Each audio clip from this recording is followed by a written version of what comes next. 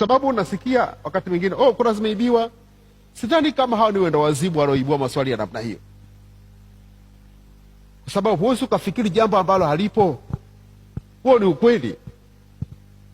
Ndio maana tumetenga, tuombe Mungu atusaidie ili kusudi pawepo na amani ya kweli na haki ya kweli.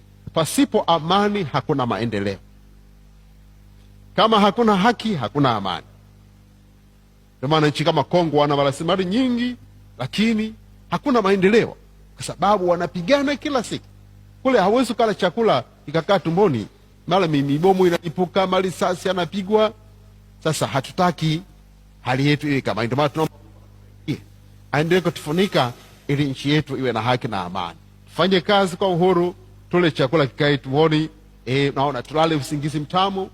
Kuna watu Tanzania hawajawahi kusikia mlio wa bunduki wala wa bomu. Sasa tunataka hiyo hivyo hivyo.